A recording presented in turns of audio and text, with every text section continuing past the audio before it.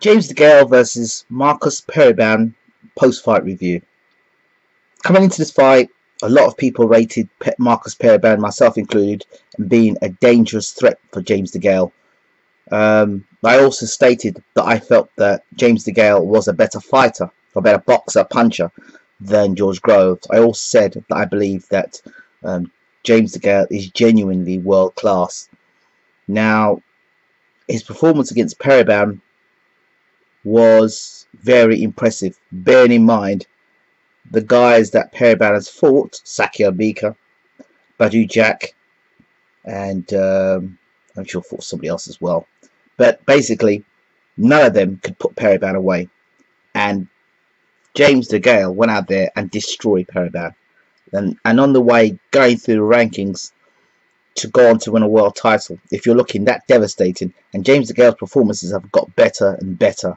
This guy's genuine world class, and you know, whether Froch really wants to be fighting James Degale, you know, in terms of styles, what would you prefer? A guy that's going to come straight forward to you all night long, or a guy you're going to have to go looking for? Promotionally, it doesn't look great. Also, stylistically, it's not a great matchup. So, put these things together, I can see Froch vacating the title, and then Froch going on and having his swan song against Julio Cesar Chavez Jr. I can see that happening. And in terms of Degale fighting George Groves, I really believe that Degale would destroy George Groves, looking at what I saw tonight. So, yeah, Degale's there. Degale's there. He's certainly one of the best super middleweights in the world. He's in the top 5 for me. Definitely in the top 5. You got to take Andre Ward out of that list because Andre Ward's been inactive. But Degale's in the top 5 for me, absolutely. He beat Sakio Bika. He beats Arthur Abraham.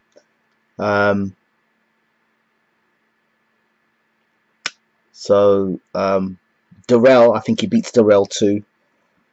And Froch, I think he can beat Froch. So I'd say he you know, and don't even talk about Groves. So I think that Degale probably is possibly the best super middleweight in the world. But yet, we all know that Froch is the #1 guy now for this period of time. And the one thing I don't want to see is like Degale win a world title, and because Froch vacate the title, and it be a case of, well, Froch didn't face him because of promotional reasons, or Froch didn't face him because of he wanted this swan song, and then Degale having a title with not much value to it. You know, I'm sure Degale's dream would be to fight Froch, but it's probably not Froch's dream to fight Degale for obvious reasons. I don't think Froch is a coward. I think that's just things to try and entice him into getting the fight, but I don't think Froch is a coward at all. We know Froch is not a coward. So yeah, those are my thoughts. No, I don't want to see Degale versus Groves. But yeah, that's it. Great performance by James Degale. And one thing I also want to mention is that Sky Sports obviously have an agenda with James Degale, because any other fighters out there that put on performance against mediocre opponents, people not even rated in the top 20, they're quick to say he's world class. That's a world class performance. Yet Periban, who Degale just destroyed, people just Sky didn't mention nothing about it being a world class performance. Personally, I just feel that's quite shameful.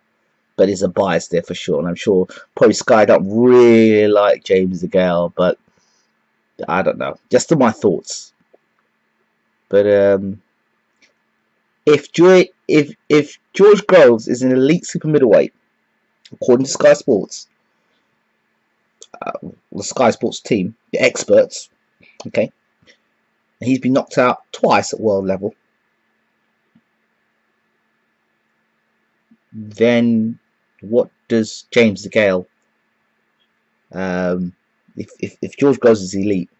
Because basically, apart from Carl Froch, who has George Groves fought and beat at world level? You're going to say Glenn Johnson? An old Glenn Johnson? I don't know. But Those are my thoughts. Don't forget to rate, subscribe, leave your comments. Thanks for watching. I'm out.